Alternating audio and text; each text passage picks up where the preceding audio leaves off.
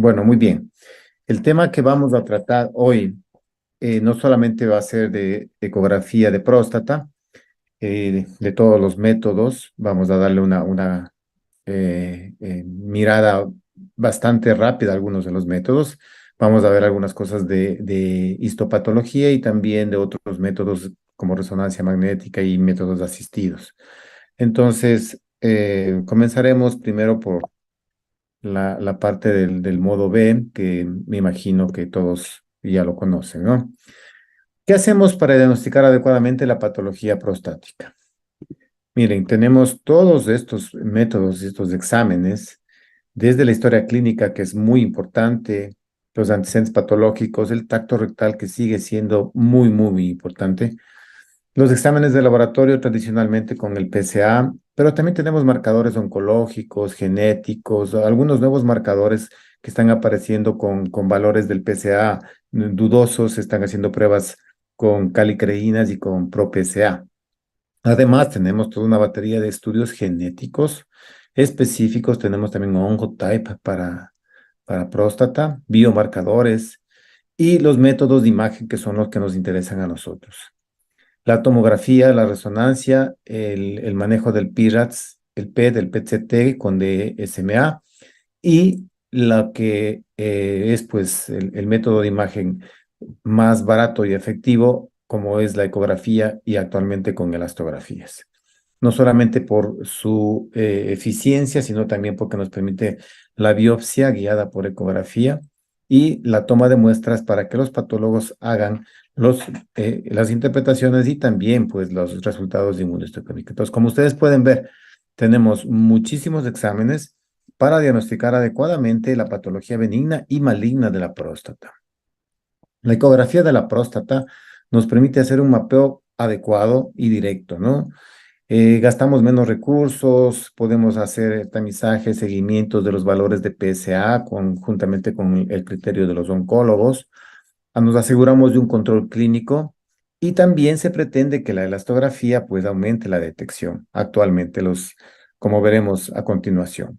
¿Qué es lo que sucede? Pues cuando el paciente recibe la noticia de que es un cáncer, pues no va a entender muy bien de que el médico, el urólogo, el oncólogo le diga que pues tiene un cáncer de próstata, pero que es de los cánceres que crecen despacio, que no son tan agresivos, que no se preocupa. El paciente, el cáncer es cáncer y no comprende eso. Pero en general sí deberíamos considerar los médicos que el manejo del cáncer de próstata actualmente es muy amplio y también de buen pronóstico. Bien, entonces comenzaríamos con el método B, que es el método tradicional. Actualmente todos los ecógrafos son de alta resolución, los de mediana y de alta gama. Todos ya deben conocer pues un corte transversal, un corte longitudinal para quien no tiene mucha experiencia con eso, pues a veces aprendíamos con los signos, ¿sí? Como los que ustedes pueden ver aquí.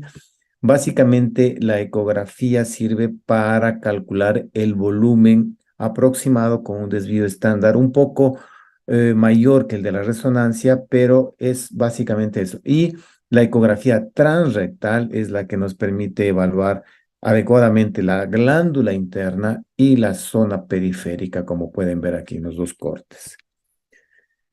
Aquí tienen una imagen, ¿sí? La tecnología ha aumentado, ha mejorado, pero no ha llegado a diagnosticar con seguridad un adenocarcinoma no nodular.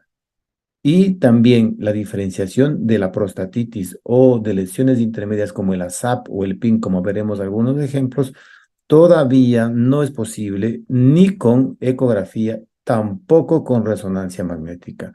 Son lesiones que son muy simuladoras, inclusive la prostatitis es simuladora. Aquí ustedes pueden ver una imagen de una próstata aparentemente normal, pero esta próstata con un patrón cribiforme tenía pues una lesión de alto grado PIN.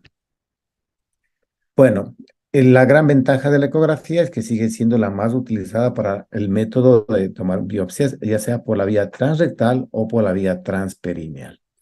Transrectal la seguimos haciendo, pero la tendencia última es de volver a ser transperineales principalmente por parte de los urólogos. ¿Sí? La vía transperineal, para mi concepto, es una vía muy dolorosa, desde la infiltración, la localización y el paso del sistema de agujas es bastante doloroso, mucho más que la transrectal. El peso que se da a esto es porque la transrectal se infecta, que porque la transrectal es más sangrado, pero les puedo asegurar que en 20 años que voy haciendo biopsias no he tenido más que algunos casos un poco complicados. El modo B nos da información principalmente. No vamos a hablar mucho sobre patología benigna. Vamos a concentrarnos básicamente en patología maligna e inflamatoria. La imagen hipoecogénica marcada de la zona periférica, ya sea en la base o ya sea en la región media o el ápex, y los patrones focalizados, ¿sí? Pueden ser realmente sospechosos, pero no necesariamente sí quiere decir que esto sea un adenocarcinoma difuso o un adenocarcinoma focal. Aquí un foco aquí y otro foco en la zona de transición izquierda medial. Resulta que las prostatitis simulan, ¿sí? Estos patrones, inclusive de manera difusa como de manera focal, ¿sí? ASAP y PIN no hacen eso, ¿sí? Se presentan más bien en próstatas bastante homogéneas, pero la prostatitis sí es más difícil de diferenciarla, por lo que realmente necesitamos algo más aparte del modo B. ¿Cuál es entonces el rol fundamental del modo B? Conocer la anatomía, ¿sí? Este es un mapa que nosotros lo publicamos en el primer número de la revista ecuatoriana en el año 2009 ya, en donde pues realizamos varios cortes de simulación virtual a nivel de la base, a nivel de la unión de los ductos y de la uretra, y finalmente a nivel del ápex. Entonces, con estos cortes, ¿sí? Que los vamos a ver claro el modo. Observen que observamos la zona periférica, es decir, vamos a tener un análisis del 80% de la patología maligna porque se localiza en la zona periférica. El 20% se localiza en la zona de transición y un pequeño porcentaje en la zona de las glándulas periuretrales y en la zona central también. Pero observen cómo realmente esa es la ayuda principal del modo B, hacer el mapeo directamente de la próstata, desde la base hasta la región apical. Y propusimos, pues, en esa época, que es en este estudio, realizar muchos cortes. Recién estaba saliendo el PIRAS, ni siquiera había salido el PIRAS cuando lo publicamos, pero ya más o menos teníamos una correlación de todas las zonas, derechas, laterales, mediales, en la base, en la región media, en el ápex, y en esa época proponíamos pues, hacer solamente 14 muestras de lado y lado, 7 del un lado y 7 del otro lado, llegando pues a sugerir que en algunos casos de próstatas más grandes, pues íbamos incrementando el número de biopsias, como ustedes lo pueden ver ahí, hasta llegar a un número, incluyendo las vesículas seminales, de 22.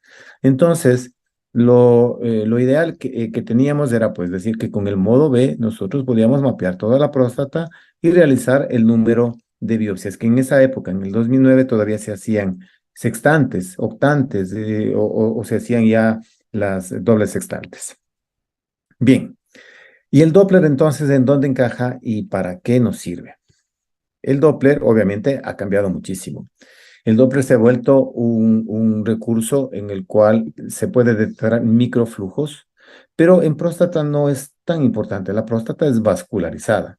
Hay algunas que son mucho más vascularizadas que otras sin ser una prostatitis, pero si asociamos una imagen hipoecoica como las que ustedes ven aquí, con un Doppler de potencia marcadamente circunscrito hacia la zona, la posibilidad de que eso se transforme en un diagnóstico sospechoso de prostatitis más allá de un adenocarcinoma difuso, sí es más alta. Este es un paciente de 58 años, una vascularización aumentada.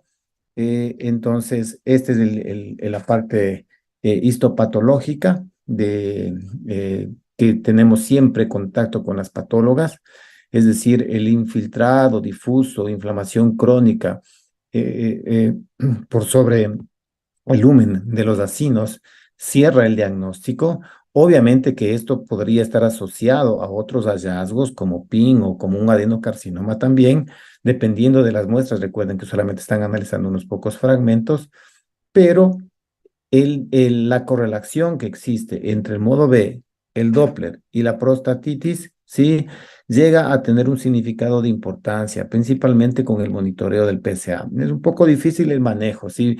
PSAs bajos con este patrón hipoecoico hipervascularizado son probablemente prostatitis o focos de prostatitis, pero también PSAs bajos podrían esconder un foco de adenocarcinoma. Ahí hay otros métodos, como veremos después, como la resonancia, que nos ayuda muchísimo para hacer el diagnóstico más focalizado. ¿Qué más nos ayuda el Doppler? Pues en los típicos nódulos, los nódulos que si les hacemos resonancia, pues van a ser un PIRAT 5, mayores de 1.5 centímetros, un nódulo definido con unos contornos lobulados, hipervascularizado en el Doppler de potencia, de poder, hipervascularizado en el Doppler de power direccional. Sí, son típicamente diagnósticos de un adenocarcinoma. Si esto de aquí fuera todo el pan de cada día de lo que vemos en próstata, pues estaríamos contentos porque haríamos diagnósticos mucho más certeros sin necesidad de biopsia o de resonancia, pero no es así. Esto es un patrón que cuando se lo palpa es duro, sí, pero realmente no es el más común.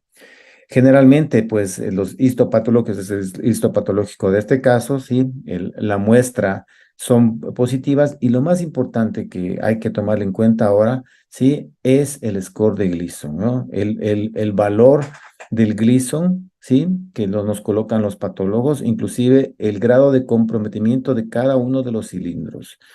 Sí, no somos expertos en patólogos, no sé si aquí están patólogos viendo esto, pero realmente el cilindro presenta una neoplasia maligna constituida por acinos pequeños, ¿sí? Con los nucleolos ahí. Entonces, lo interesante de esto es que hay una buena correlación entre lo que uno ve con un nódulo hipoicoico hipervascularizado, resonancia PIRAT 5 posiblemente, con el diagnóstico de un adenocarcinoma acinar. ¿Qué otros usos tiene el Doppler?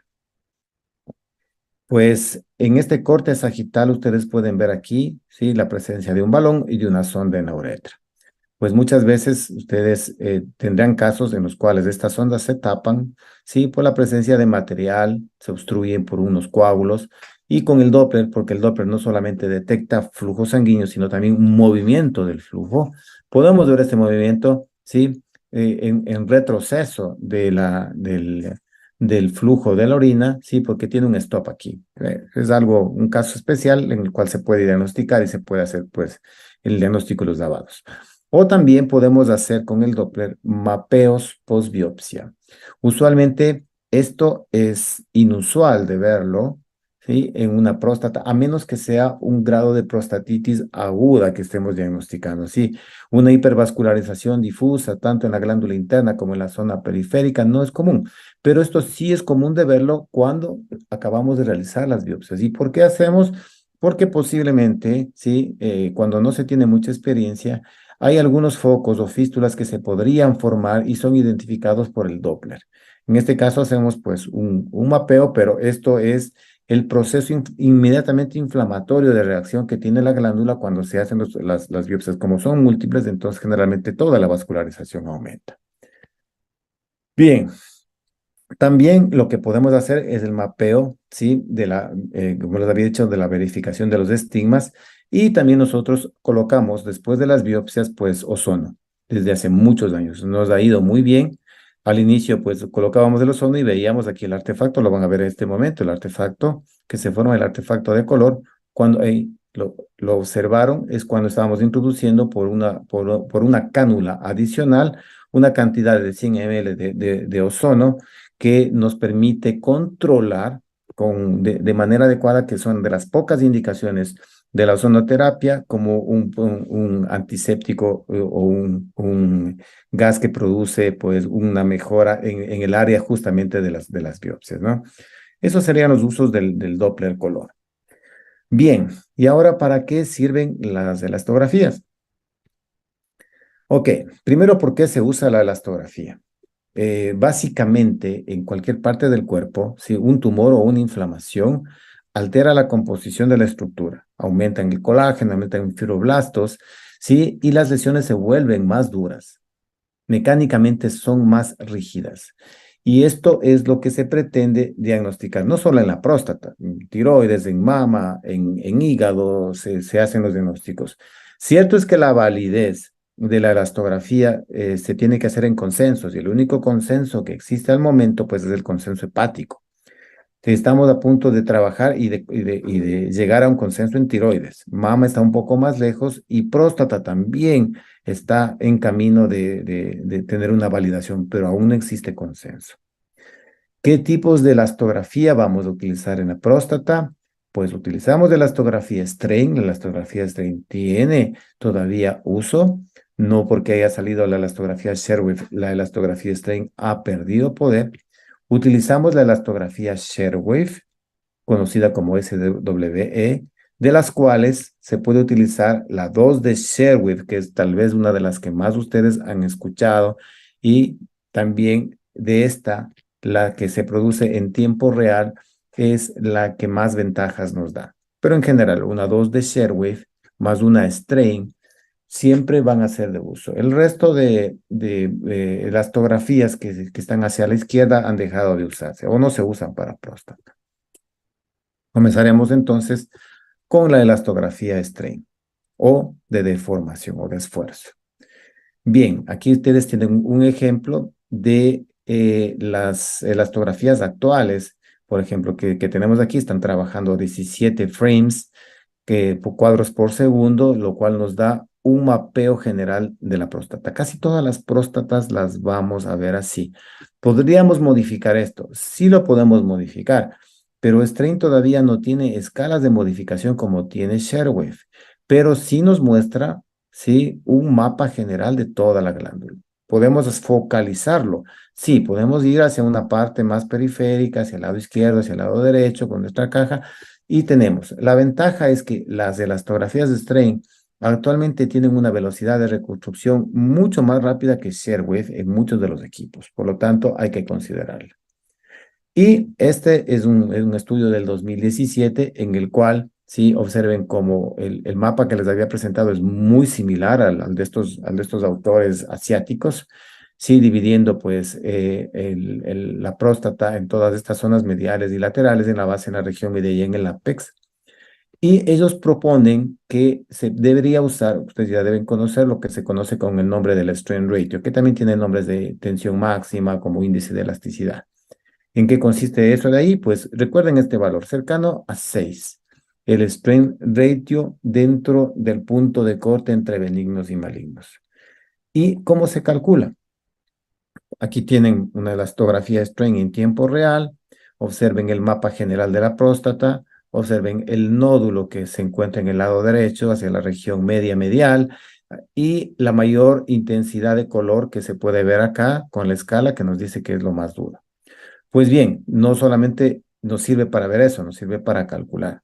Y debemos calcular lo que se conoce como el porcentaje de deformación, que consiste en colocar un ROI que puede ser cilíndrico o podríamos también diseñar todo el nódulo y nos va a dar una circunferencia o un área. Esa área se conoce como porcentaje de deformación y el porcentaje de deformación en estos adenocarcinomas es bastante bajo. Solo por ponerles un ejemplo, un porcentaje, un punto de corte de deformación para la tiroides o para la mama con strain está alrededor de 0,20 o 0,25. Cuanto esos nódulos se deforman menos a la compresión del transductor o simplemente al efecto del transductor con estas nuevas elastografías, los porcentajes de deformación van a ser mucho más bajos. Menor de 0,1 significa que es muy duro. Y para conseguir el strain ratio, nosotros tenemos que tener un segundo valor, que es lo que está escrito aquí, que es el valor B. Esto que nos aparece. El valor B, ¿sí? Es un ROI generalmente de 3 milímetros circunferencial que nosotros lo vamos a colocar en un sitio lo más blando posible de nuestro mapa de color. Ahora, la pregunta es, ¿dónde? Pues generalmente en la grasa periférica a la glándula o inclusive, como hemos hecho aquí, sí se podría colocar en la parte más blanda de la próstata, lo cual no es más aconsejable. Ese es el problema del strain ratio.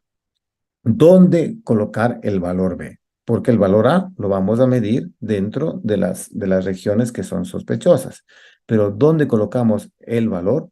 Sí, es lo que hace la diferencia interobservador. Este strain ratio estaba súper alto en los dos casos, mayor de 15. Recuerden que vimos el trabajo de 5,97 de esos autores asiáticos. Bien, ¿para qué también nos puede servir la elastografía? Aunque no tiene la velocidad suficiente ni la reconstrucción, es para hacer biopsias en tiempo real con elastografía. No es de mucha utilidad actualmente, les traje solamente como un ejemplo. Aquí observen la aguja entrando en el área, ¿sí? Y acá el mapa de elastografía donde también se ve el trayecto de la aguja en este momento aquí, donde ustedes lo pueden ver. Aquí está el resultado de este caso, pues fue un adenocarcinoma en el cual sí teníamos pues Gleasons diferentes en las diferentes muestras. Las patólogas nuestras patólogas interpretan una muestra individual, ¿sí? Por cada fragmento que nosotros les enviamos. Bien, dejemos de lado por el momento la elastografía Strain y vamos a ver ahora la elastografía 2 de Sherwave y el real time de estas elastografías, ¿no? Las elastografías Sherwave se dividen en dos tipos, las puntuales que se conocen como point Sherwave, que son las que más se usan, por ejemplo, en hígado, que utilizan la tecnología ARFI, que es de la radiación, de la fuerza de la radiación acústica. Y las dos de Sherwave que se diferencian de las point Sherwave tan solo porque tienen múltiples eh, estímulos sobre los nódulos y por lo tanto múltiples respuestas de las ondas laterales que son las que se miden y se cuantifican. Estas ondas son las que nos dan los valores, tanto en kilopascales como en metros por segundo. Obviamente, pensar que tenemos más información con una 2 de Sherwood o una point Sherwood es lógico, ¿sí? Pero no necesariamente. En próstata no se usa mucho la point Sherwood, pero sí utilizamos esta de acá. Pero en hígado, por ejemplo, todavía tiene vigencia. Y en tiroides, que nosotros estudiamos muchísimo eso, presentamos nuestro trabajo, también tiene uso. Bien, estos son ejemplos de los mapas de elastografía 2 de Sherwave, ¿no? Tenemos el mapa ya en escalas que pueden ser en kilopascales o pueden ser en metros por segundo. Aquí tienen una escala en kilopascales. Acá tienen una escala en metros por segundo que solamente depende de la marca del equipo con la que ustedes trabajen, simplemente cambian. Se prefiere hacer el contorno completo del área sospechosa. El mapa de color, dependiendo del equipo, ¿sí? Podría no ser tan útil porque los frame rate no son tan rápidos dependiendo de la calidad de la marca y de la gama.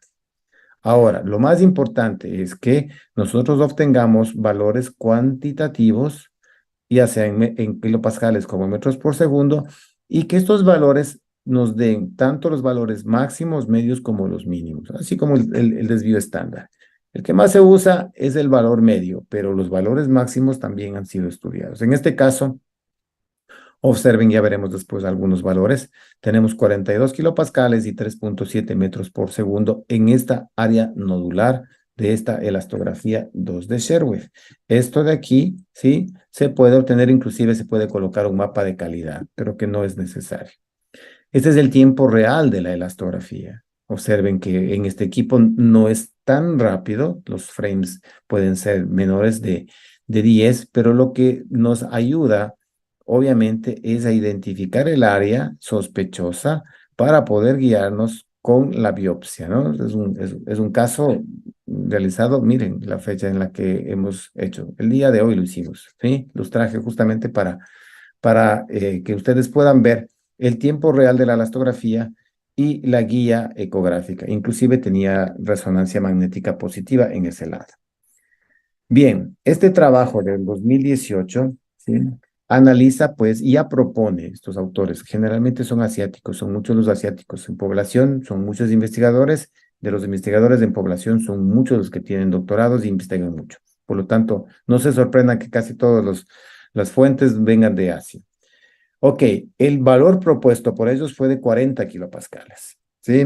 Inclusive colocaron una puntuación en sus resultados para la detección y parece este valor bastante interesante. No les podemos proponer una tabla como tenemos en la regla del 4 en hígado, o como tenemos ya estipulado que son 52 kilopascales para tiroides con 2 de cerebro. Para próstata todavía falta un trecho por recorrer. Este otro trabajo, por ejemplo, sí, también de otros autores asiáticos del 2019, sí, es muy interesante porque nos proponen tres valores, ¿no? El valor máximo, que se conoce como Imax, el valor medio y el valor mínimo. Generalmente los valores mínimos no tienen una representación estadística significativa. En este caso le han dado 63, pero miren que es el más bajo de todos, ¿no? Sí, pero el valor máximo que ellos le colocan, 128, está en 85% y 74 para el valor medio, las especificidades, ¿no? Entonces, parecería muy interesante empezar a trabajar. Y aquí el anterior estaba en 40, este está en 60. Pues veamos qué pasa con los nuevos metaanálisis y revisiones sistemáticas para que nos ayuden a encontrar esas tablas. Este estudio, por ejemplo, es interesante porque el tiempo real de esta marca de equipo es extraordinario. Sí, la imagen, no solamente en la región del ápex y de la región media, nos demuestra una correlación del nódulo con una imagen de alta dureza que obviamente está también cuantificada en este caso en kilopascales y nos puede ya indicar que esta zona de aquí, que se correlaciona con eso, observen que no es una correlación muy típica, es decir, esto está horizontalizado, esto está verticalizado, así es la elastografía, todavía no llega a ser tan concomitante con la imagen del modo B.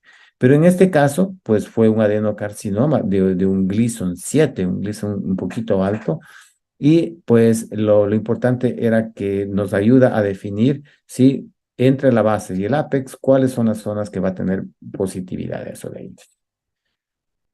Este otro estudio, por ejemplo, propuso algo muy interesante que se puede hacer si nosotros hacemos biopsias por sextantes, por doble sextante, o hacemos biopsias randomizadas. Por ejemplo, nosotros hacemos biopsias, en general estamos tomando 18, 20 fragmentos en todas las zonas de la próstata. Si el PIRATS tiene tantas zonas y con ecografías podemos hacerlo, recuerden que en una biopsia nosotros vamos a estar tomando hasta 2 zonas de las ecográficas descritas y hasta 2 zonas del PIRATS. Por lo tanto, es difícil cuantificar de qué zona exclusiva estamos tomando. Es por el tipo de corte. Pero bueno, aquí están haciendo biopsias virtuales, están colocando una muestra en cada una de las zonas y haciendo unos promedios, ¿sí? En este caso hicieron de 12. Pareció interesante, pero realmente lo que más importa son las correlaciones con los nódulos. Y lo que ha aparecido, este autor ha estudiado mucho, se llama Manitiers, y lo que está en boga realmente es el uso no solamente del modo B, aquí, nódulo hipoecoico, en la zona periférica izquierda, cercano al ápex, sí, es el modo en el que ellos llaman cuantitativo, con elastografías y el uso del medio de contraste. Lamentablemente aquí en Latinoamérica, pues tenemos solamente 2 países en los cuales se comercializa el medio de contraste, que son México y Brasil. Desconozco si en Argentina ya lo tienen o en Chile, pero en nuestro país no lo tenemos, no lo disponemos a pesar de que lo estamos pidiendo. Estos 3 modos sí se potencializan, así como lo ve en este autor, y obviamente esto mejora muchísimo la sospecha de un nódulo para poder tomar la decisión. Sí, básicamente no se necesitaría, es un Gleason 7 para tomar las biopsias, ¿no?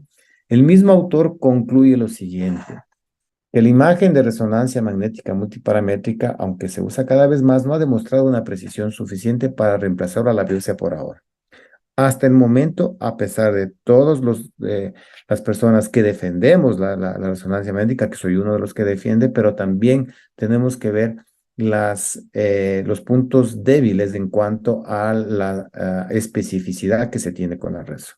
La biopsia sigue siendo el gold estándar, ¿sí? Del diagnóstico del carcinoma. También concluye este autor, obviamente, que el uso del medio de contraste, ¿sí? Ayuda muchísimo, ¿sí? Principalmente cuando se utiliza con elastografía. Estos otros autores, sí, una publicación un poquito más antigua, también mencionaba que el uso del medio de contraste, ¿sí? Puede, pues, disminuir significativamente los falsos positivos. Entonces ya vamos hablando no solamente de ecografía modo B, el Doppler quedó un poquito por atrás, se lo considera como un predictor. Entra la elastografía que todavía no está validada, pero parece que estamos necesitando del uso del medio de contraste, hablando de ecografía y utilizarlo de una manera multiparamétrica para conseguir, ¿sí? Mejores resultados. Y esto me parece muy interesante. Publicado en el 2019, más que preocuparse por hacer el diagnóstico con elastografía, con ecografía o con medios de contraste, está el hecho de relacionar los valores de la elastografía con el score de Gleason. Observen cómo van subiendo, se va incrementando exponencialmente de 32, 55 hasta 88 kilopascales, ¿sí? Cuánto el Gleason va también subiendo en el grado 6, 7, 8 y 9. Esto es muy importante para el tratamiento de los pacientes. Esto lo manejan muy bien los urólogos y los oncólogos. El score de Gleason es fundamental para el tratamiento del paciente. Entonces, creo que este trabajo, ¿sí? Visualizó exactamente el futuro que deberíamos tener con el uso de la ecografía y especialmente de la elastografía. Bien, vamos a ver unos par de ejemplos de las lesiones conocidas como lesiones intermedias, ¿sí? Las lesiones de la proliferación de los pequeños acinos y de la neoplasia intraepitelial que tiene, pues, algunos grados. Les había mencionado que estas ecográficamente podrían pasar desapercibidas o podrían estar inmersas en una leve zona hipoecoica y en zonas en las cuales, no sé si ustedes hayan visto, tienen como el patrón de un cribado, como de una rejilla. A veces suele ser más intenso. En la zona periférica generalmente se forma y en la glándula interna es más complicado. No son zonas muy vascularizadas. Este es un ejemplo de un patrón típicamente. Dice que es un cilindro que exhibe pequeños acinos de núcleos hipercromáticos. Es un diagnóstico de una proliferación atípica de pequeños acinos. Estas lesiones de aquí, que las encontramos generalmente como resultado de una biopsia randomizada de cualquiera de los dos lados, deben ir a vigilancia o los patólogos actualmente, si no me equivoco, utilizan uno de los marcadores que es el P53 como inmunistoquímica para definir si esa zona de ahí realmente es un foco inicial de un adenocarcinoma. Tenemos muchos de estos diagnósticos, les hacen los patólogos la inmunistoquímica y si es que sale negativa, pues en general lo que va a esto es a un control cercano, a una vigilancia activa. Lo mismo sucede con los PIN, y los PIN pueden ser de bajo grado, grado intermedio o de grado alto, PIN 1, 2 y 3. Generalmente es un paciente de 70 años, generalmente son pacientes que vienen para una segunda, para una tercera biopsia, son pacientes que vienen con resonancias positivas en algún foco, y nosotros ya hacemos pues las biopsias cognitivas o en otros lugares se hace biopsias por fusión y estos son igual, patrones levemente hipoecoicos, mínimamente representativos en la ecografía. Con el Doppler no hay representación. Esto de aquí es una neoplasia intraepitelial prostática PIN con más atrofia focal. Aquí la patóloga nos refiere pues nidos hipercromáticos y algunos ocasionales macronucleolos. Aquí no está con aumento, por lo tanto no se lo puede distinguir bien. Ok, esas son las dos lesiones intermedias que hay que tener mucho ojo porque suelen ser en resonancia positivas y en ecografía negativas, no se las ve. Bien, vamos a ver ahora unas publicaciones interesantes en relación a todo lo que se refiere del diagnóstico de próstata, ¿no? La resonancia magnética multiparamétrica tiene un peso muy significativo actualmente, ¿no? Sí, se han hecho desde hace muchísimos años, si bien en el 2020 recién fue aprobado el PIRAS por la FDA. Ya se tenía desde hace muchísimos años, pues, el PIRAS del B, el inicial, y obviamente se trataba de que sustituya a las biopsias, lo que no ha sucedido hasta el momento con ningún método de imagen. Sigue siendo el gol estándar. Lo que pasa es que cada vez se aproxima más para la selección de los carcinomas clínicamente significativos, los adenocarcinomas clínicamente significativos, los que van a dar esos Gleason altos y que al urólogo y al oncólogo les preocupa, ¿no? Este es un trabajo brasilero, ¿sí? Donde demostraron que el PIRADS B2 tenía una alta precisión diagnóstica, ¿no? Un adecuado acuerdo interobservador y era el único predictor independiente del carcinoma clínicamente significativo. Entonces, son artículos publicados en los últimos 5 o 6 años que tienen bastante peso para considerar pues a la resonancia magnética dentro de el diagnóstico principal inicial, ya sea para la clasificación o ya sea para la guía. Este artículo de aquí del 2018, por ejemplo, propone algo muy interesante, ¿no? El valor compara, pues, los signos típicos que tenemos aquí, tienen 3 cortes: axial, coronal, sagital, ¿sí? De un T2 típicamente, que es la secuencia que se utiliza, ¿sí? De un nódulo hipoecoico en los 3 cortes, más un mapa de ADC con restricción, ¿no? Es decir, una hipodensidad que aparece en el mapa de ADC. Y le adicionan, sí, a estos mismos casos, pues una ecografía tridimensional con elastografía. Para esto se requiere, pues, un transductor y un software volumétrico. Todo representaría, pues, bastante tecnología y bastante dinero en inversión para hacer un diagnóstico y sugerir. Bueno, lo interesante está que, pues, el punto de corte más o menos lo establecen en 43, ¿sí? Y este fue un Gleason de 6. Utilizan estos métodos, fueron publicados. Esto de acá es muy, muy interesante también porque es una tesis en la cual, como ustedes pueden ver, se correlacionó pues la resonancia multiparamétrica con las biopsias y obviamente le dieron un peso muy importante. Todas las clasificaciones que ustedes pueden ver, el TIRADS, el BIRADS, el PIRADS, el GIRADS, todo, el ORADS, cuanto más altas son más confiables, y cuanto más bajas también son más confiables. Pero las categorías 3 o las 4, sí, son las que quedan en esa parte intermedia. Bueno, en este estudio, en esta tesis, el PIRADS 4 y el PIRADS 5 se asoció con el cáncer de próstata de alto riesgo, que es lo que importa con la resonancia. Pero también el PIRADS 3, obviamente, como ya fue dicho en muchas ocasiones, se sigue considerando un resultado equívoco o indeterminado para el diagnóstico del cáncer clínicamente significativo. Y ojo, el PIRADS-2, que en este estudio de aquí del 2019 en Colombia, está en un 24% que encontraron que pueden tener un carcinoma, siendo un porcentaje alto de pacientes. Entonces, eso nos lleva a pensar de que estos falsos negativos de la resonancia, ¿sí? Se le podrían escapar también a la ecografía, y tendría que ver mucho con el monitoreo del PSA y de los antecedentes clínicos. Adicionalmente, ¿sí? Ellos también reconocen que el valor del antígeno prostático específico no guarda mucha relación con los valores del PIRADS. Es decir, existen PIRADS muy bajos con resonancias positivas.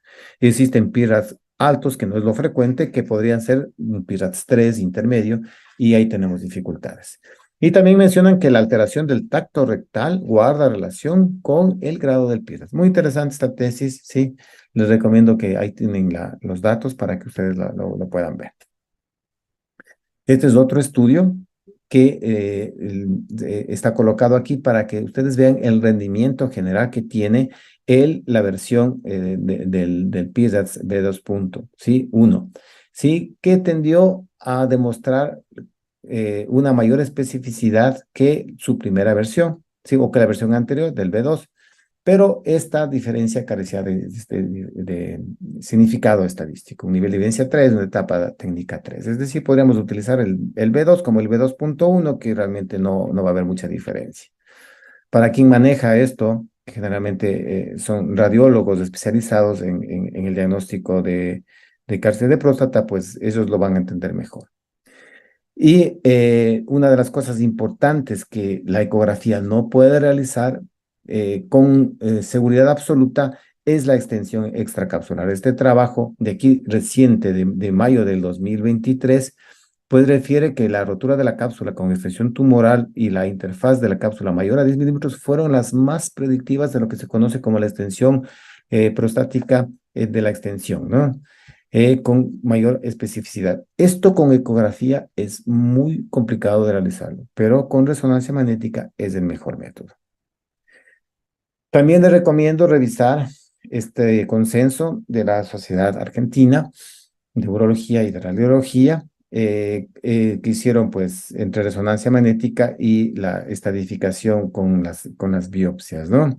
Básicamente, uno de los puntales de la resonancia pues es el peso que tiene la difusión para la clasificación de los diferentes grados del PIRAS del 1 al 5, el peso que tiene el T2, ¿sí? El tamaño que prácticamente difiere menor de 1,5 centímetros a mayor de 1,5 centímetros e inclusive con la extensión extraprostática con los valores que habíamos mencionado. Y obviamente los cruces que se hacen para bajar o para subir de categoría con el PIRADS V2.1. Es decir, el uso del medio de contraste negativo, que podría dejarlo en un PIRADS 3 o subirlo a un PIRADS 4 si es que es positivo, y lo mismo con el uso de los puntajes de la difusión, que podrían subir o bajar la categoría. Pero observen lo que decíamos, ¿no? PIRADS 1, PIRADS 2 no tenemos mucho problema, se estabiliza, igual que un PIRADS 1, un PIRADS 2, un TIRADS 1, un TIRADS 2. El PIRADS 5 también no tiene, ¿sí? Problemas. Es decir, ante un PIRADS 5, generalmente vamos a encontrar en ecografía un nódulo hipoecoico hipervascularizado con elastografía sobre 40 kilopascales, por decirlo, ¿sí? Pero el PIRADS 3 y el PIRADS 4 ya vamos a tener diferentes hallazgos en ecografía o inclusive hallazgos negativos. Bien, otro estudio interesante es, por ejemplo, este de aquí. Este es una tecnología de este equipo que utiliza pues un micro US, es decir, es un transductor especial mucho más pequeño que permite ingresar y tomar unas imágenes espectaculares de la próstata. Observen aquí cómo se puede ver la uretra, el ducto eyaculatorio, cómo se lo ve, y se puede definir claramente pues la zona de transición, la zona central, la zona periférica y la zona de las glándulas fibrosas. Es decir, estamos trabajando con 29 MHz con este estudio, con esta nueva tecnología. Podría ser un avance tecnológico muy interesante cuando otras marcas puedan utilizarlo y puedan trabajar. Son transductores que inclusive aquí tienen un transductor biplanar, que es lo ideal para trabajar en próstata. El autor que les había mencionado, Manatiers, también ha hecho estudios de inteligencia artificial, es decir, a las muestras histológicas les ha hecho una reconstrucción volumétrica virtual y le ha interpolado o la ha superpuesto sobre las zonas sospechosas en ecografía para poder encontrar correlaciones y darle un peso mayor a la ecografía, es decir, está correlacionando la pieza comprobada histopatológica con la imagen que se tenía en ecografía para darle pues algún peso. Se están estudiando eso, ¿sí? En ecografía, pero todavía no se ha llegado pues al punto que necesitamos saberlo. Recuerden también con la medicina nuclear lo que tenemos actualmente, pues el diagnóstico con el PET-CT y especialmente con los marcadores específicos del antígeno prostático como es el DSMA que se actualiza con el galio 68, no nos ayuda inicialmente o no se usa para el diagnóstico inicial del cáncer de próstata, pero sí es muy sensible para el diagnóstico de las recurrencias o de las metástasis pequeñas, como ustedes lo pueden ver aquí en estos pequeños ganglios inguinales, estos ganglios pélvicos y aquí en la parte del obturador. Entonces, esto también entra dentro del diagnóstico de próstata, pero se orienta más para el tipo de posterior a las recurrencias que tenemos con el carcinoma de próstata. Y lo que se hace desde hace muchos años en algunos países, lo vamos a comenzar a hacer nosotros, ¿sí? En algunos países de Latinoamérica ya se utilizan los métodos de fusión para próstata. Y esos son muy, muy interesantes porque se requiere, pues, no necesariamente de equipos tan grandes de software, existen otros. Necesita una máquina de ecografía que tenga un software específico que soporte el método de fusión. Necesitamos cargar las imágenes DICOM directamente, ya sea del equipo de resonancia, podrían ser inclusive imágenes PET-CT, y utilizar algunas secuencias específicas como el mapa de ADC o el T2 para poder hacer, ¿sí? Que la máquina haga la fusión de las imágenes y tomar las biopsias en los puntos específicos.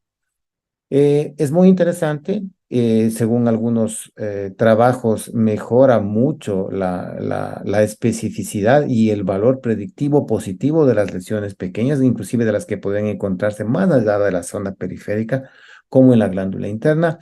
Y pues esperemos que pronto, el próximo año, pues nosotros podamos tener esta maquinita, que no es barata, pero que vale la pena realmente invertir para mejorar nuestros diagnósticos. Solo cargar los softwares, casi hacemos actualmente las biopsias cognitivas, pero el método de fusión es lo que se viene y lo que en otros lugares está. Bueno, veremos, pues ya para finalizar, un caso completo, ¿no? De buena correlación. Eso es como nos llegan los pacientes actualmente. Es un paciente de 59 años con un PSA total de 9, un PSA libre de 0,66 y una relación baja. Recuerden, para quienes no manejan esto, o si hay estudiantes, que el PSA sí, tiene valores estandarizados máximo de 4 nanogramos. Y cuando se hace la relación entre el PSA total y el libre, la relación cuanto más baja es más sospechosa. Esto tiene peso cuando el PSA es generalmente menor, ¿sí? De 10. Y hay autores que lo dicen que cuando es menor de 4. Pero si hay relaciones altas, generalmente superiores a 20%, la sospecha de un cáncer de próstata clínicamente significativo se dispersa.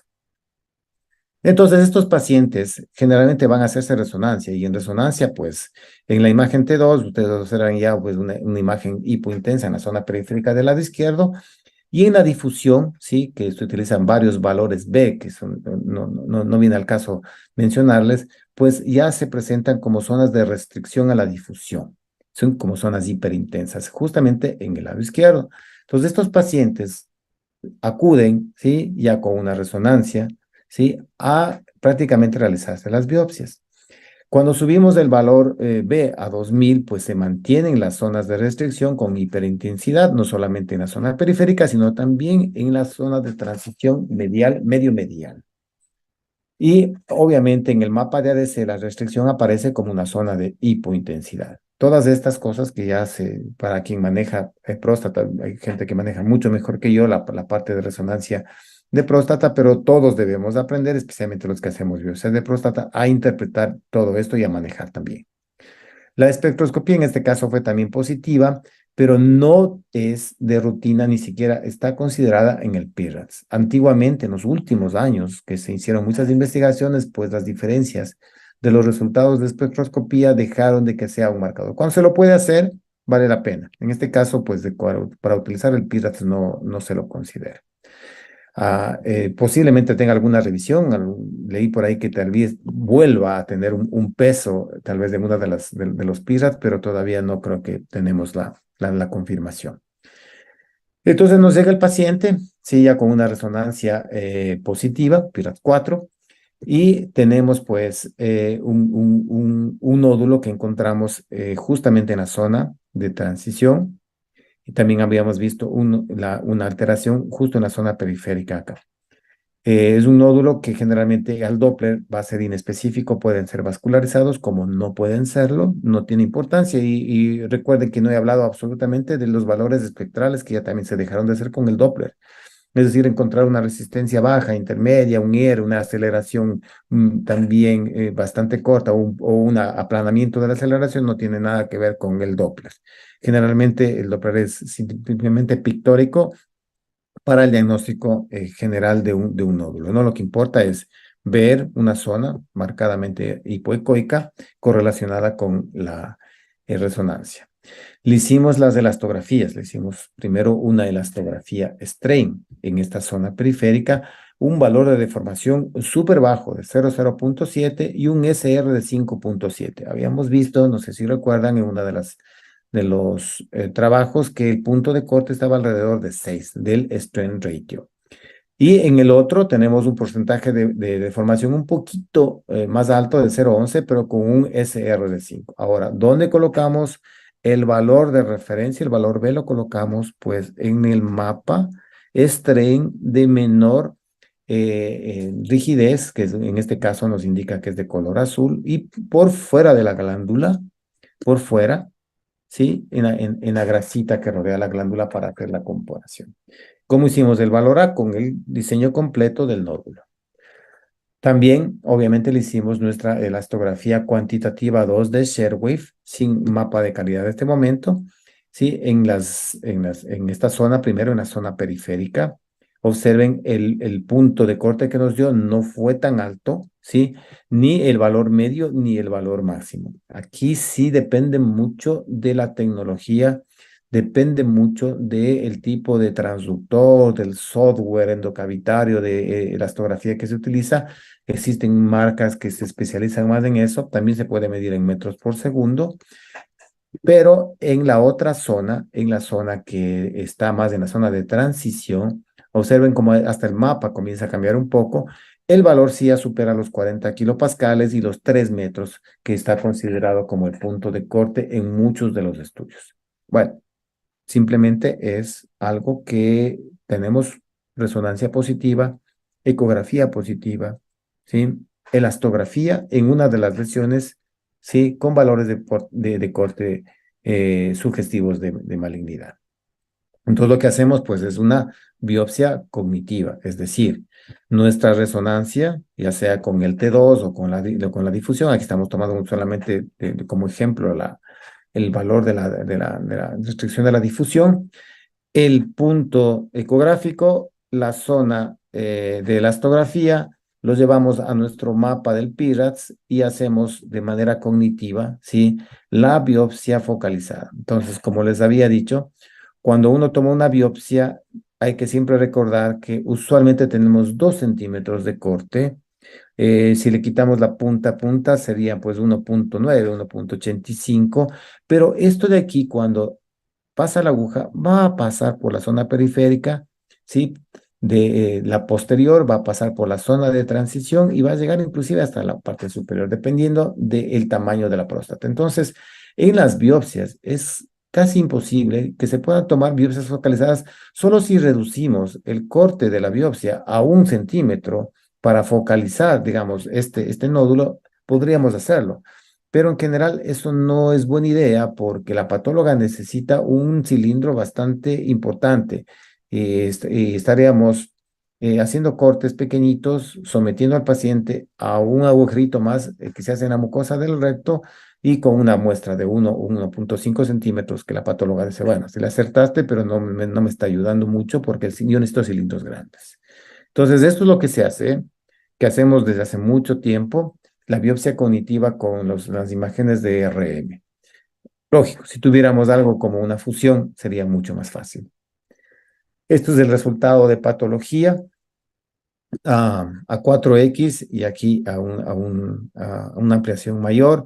Observen, dicen los acinos pequeños, una hilera celular, y acá una hilera desordenada, como se puede ver aquí, los acinos neoplásicos y la alteración de la arquitectura que podemos ver en estas flechas que nos indica la patóloga, ¿no? No somos expertos, hemos aprendido a interpretar, principalmente, yo no me equivoco con las prostatitis, pero con esto sí, ya sí, es mundo de los patólogos, ¿no? Como yo digo, en los hospitales bajan a preguntar al servicio de radiología a todo el mundo y todo el mundo sabe radiología y ecografía, pero cuando van al laboratorio de patología, ahí sí son los patólogos que saben, nadie le pide el lugar a un patólogo, le dice permiso que yo voy a ver al microscopio. Sí, son muy pocos los que saben, sí, interpretar realmente clínicamente, radiológicamente y patológicamente las lesiones. Son muy pocos, son de mis respetos de estos especialistas que existen. En este caso, miren, la patóloga pues nos indicó que en las muestras, en nuestro mapa, todas las que son 11 al 18 son del lado izquierdo. fueron positivas, todas estas de aquí, las 12, toda la muestra 12 de aquí en la base, la muestra 14 es en la región media, la muestra 18 es en la glándula interna del lado izquierdo. Todas esas fueron positivas, es decir, aquí hubo correlación, ¿sí? Y el score de Gleason fue bastante alto, miren, 9, 8 y 10. E inclusive el porcentaje de compromiso de los cilindros también fue bastante alto, ¿sí? Existen otros datos que nos pasa la patóloga que le sirve más al oncólogo, como que hay invasión perineural, ¿sí? Y no se observa o invasión vascular ni perineural en las muestras, pero en una de las muestras sí se observó. Eso le sirve más a la interpretación del oncólogo. Pero estas correlaciones, ¿sí? En este caso, miren, correlación completa de resonancia con ecografía, con elastografía y con patología, no es que sea el pan de cada día. Sí, existen realmente diferencias entre los resultados de los PIRATS 3, algunos PIRATS 4, ecografías que no ven nada, ecografías que podrían ver algo más, resultados de patología con resonancias del un lado que salen positivos del otro lado, ecografías que no identifican los dos lados, es decir, la patología es el gol estándar finalmente y la manera en que uno tiene que hacer el diagnóstico con las biopsias también. Bueno, ya para finalizar, eh, un consejo de Coco Chanel que dice que si sabes que la mayoría de los hombres son como niños, no necesitas saber nada más. Hablando de los hombres prostáticos. Debemos saber mucho, ¿sí?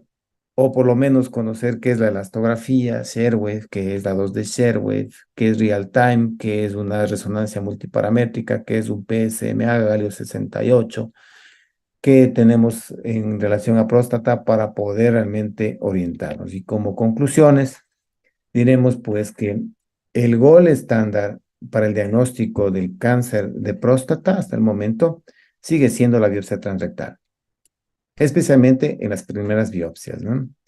La elastografía proporciona una información, una detección relacionada, permite reducir el número de biopsias, orienta, pero todavía no tenemos un valor exclusivamente cuantitativo que nos ayude a un consenso. Hay una tendencia al aumento cuando se hacen biopsias randomizadas, ¿sí?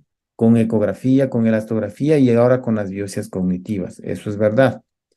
El medio de contraste y el uso de elastografía es un punto a considerar para quien solo hace ecografía.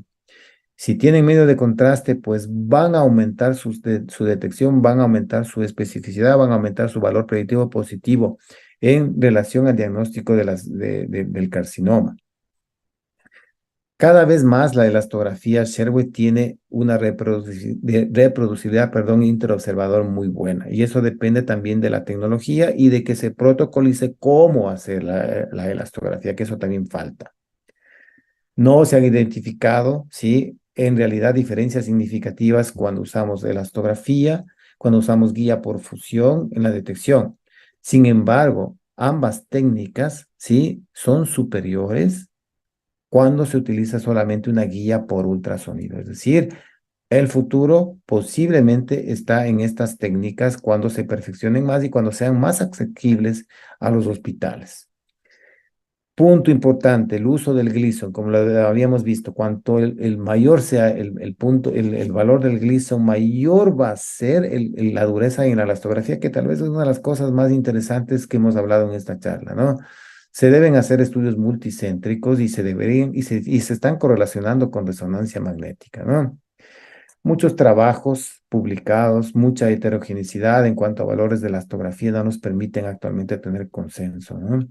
Existe mucha más rigurosidad con las publicaciones de resonancia que ya están bien estipuladas con el PIRAS y con su potencial de diagnóstico de carcinoma, ¿no? Como lo ven aquí, sea con la versión anterior o con la última.